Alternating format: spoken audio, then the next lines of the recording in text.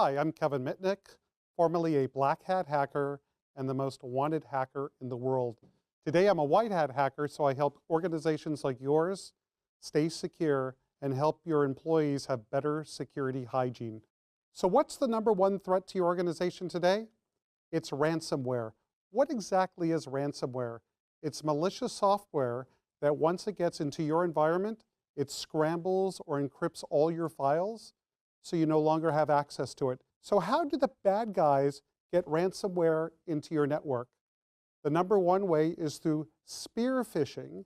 That's where the bad guy sends malicious emails to your employees, and if they click on a link, open up an attachment, it infects their computer with ransomware and scrambles all their files and even the files that are on network shares.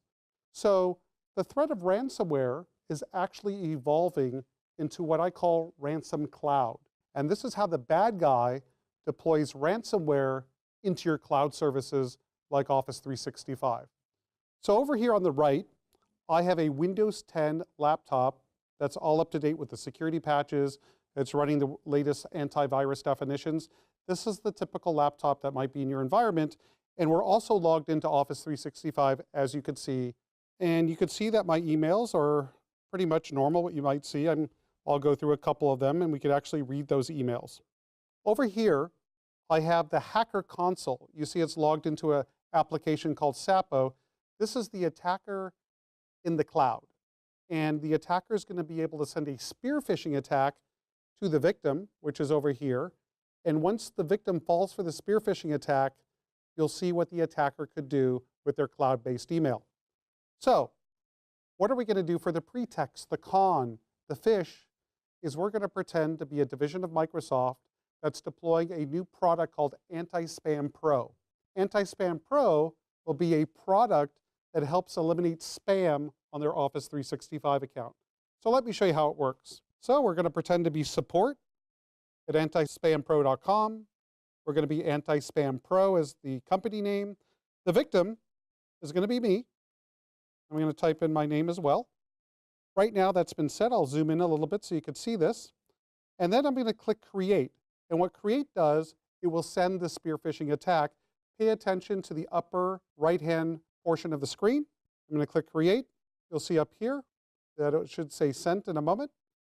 There it goes. It says the email has successfully been sent. That's the attacker sending the spear phishing email to my account over here. And as you can see, I just received an email from Anti-Spam Pro. Let's take a look and see what it says. So I'm going to be the victim here. I'm going to double click the email. It's going to have the Microsoft branding in it, as you can see. And basically it's a message that says, as a part of our effort to improve the experience of all our customers and to eliminate spam-based email, we're offering you to enable the service. And if you want the product, the only thing you have to do to enable it is click the following link in the email. Just click the link. So let's go ahead and do it. It's going to ask me to, re-authenticate, which is normal. And then what it asks me to do, it asks for permissions because Anti-Spam Pro needs permissions to eliminate spam. And what an ordinary user will take a look at it and says, yeah, this sounds normal that they need to look at your email, they need to read your email, they need full access and this sort of thing. And as soon as the victim accepts those permissions, it's game over. And now we go to the attacker computer and we're going to refresh and we're going to enable certain functionalities. So this web application is actually in the cloud. This victim could be any company located on any part of the planet. It doesn't matter. So what functions do we have here? If we look at the bottom here, what we could do is we could view the victim's contacts of this person here. I could view their emails. I could send email as them and a few other things which I'll get to in a moment. So let's go ahead and view the emails. Let me zoom out. We'll view emails. What does view emails mean? What I'm doing is I'm viewing the emails of the victim that clicked on the spear phishing link, so I have complete access to their emails. What else I could do is I could actually send email as them. So I could send email to their colleagues, to their business partners, to their family or friends, and use the same spear phishing attack to attack them. But what's the most scariest of them all is Ransomcloud. What Ransomcloud is going to do is, in real time, as you'll see, infect the victim's emails, actually encrypt them so the user no longer has access. So let's go ahead and enable Ransomcloud. I'm going to click Enable Ransomcloud. And you see in real time it says infected, infected, infected, infected. What the attacker is doing is actually encrypting all the emails in this account so the victim no longer has access. What we do see is the subject line. Why do the attackers leave the subject line? Is so the victim knows what emails they can't access. So if we take a look over here, we'll scroll up, and you see an email that says, your emails have been encrypted. If you ever get that type of message, you're going to have a very bad day. So let's take a look at the message.